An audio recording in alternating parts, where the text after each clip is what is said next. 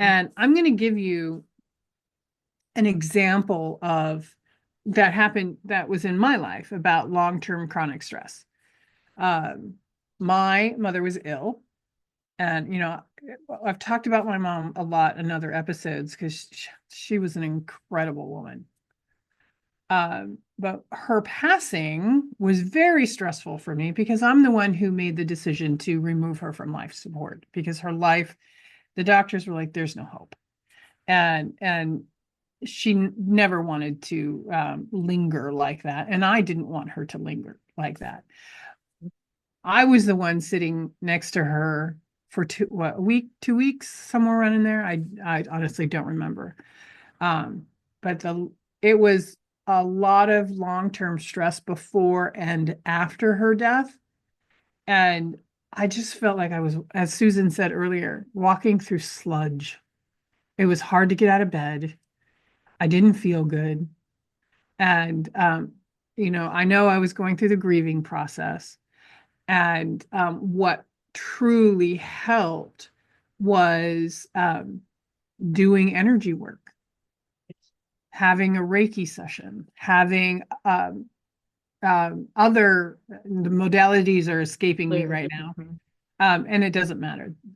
All of them helped me. And the result of that was instead of walking through sludge and not being able to make a decision or not being able to get out of bed was, okay, I have the inner strength. I have the energy now to tackle the legal stuff I needed to tackle after my mom's passing and to clean out her house. So I was able to at least move through that stress, that physical stress on my body.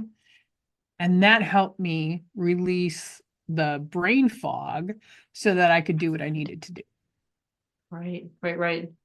Yeah. So we'll just kind of recap a little of that. I mean, stress truly does block the energy flow. It's those zingers that get in there that disrupt what's Mm-hmm. going on.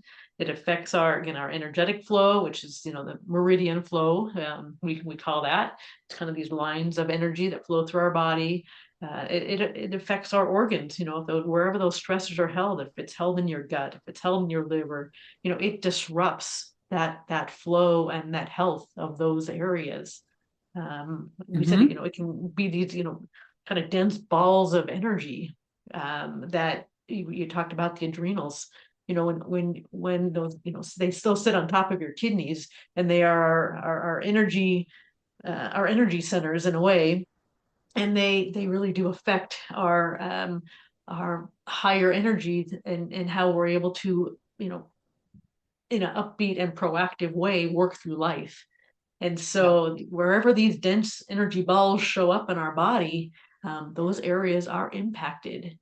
And Mm-hmm. we sometimes talk about, from an energetic point of view, our overall frequency.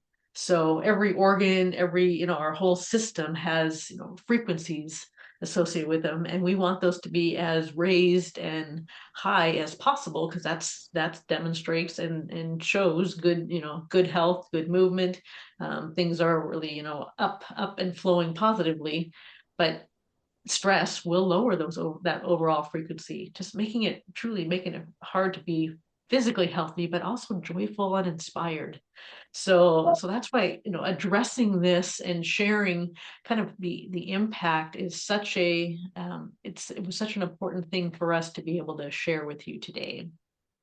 Well, But and according to the American Institute of Stress, up to 90% of doctor visits have some sort of stress related component. Mhm. 90%. Yeah. And according to the Cleveland Clinic, chronic stress increases the risk of heart disease by Mhm. 40%, stroke by 50%, and diabetes by 25%. Easy. That's Easy. pretty significant.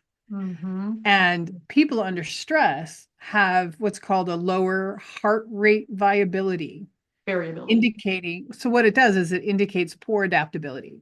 Your body, your physicality and your body doesn't have the ability or very little ability to adapt and regulate your nervous system. So those are pretty powerful stats about stress on the body, which can be mitigated because we're going to go into some exercises to help you mitigate stress on your body and your mind.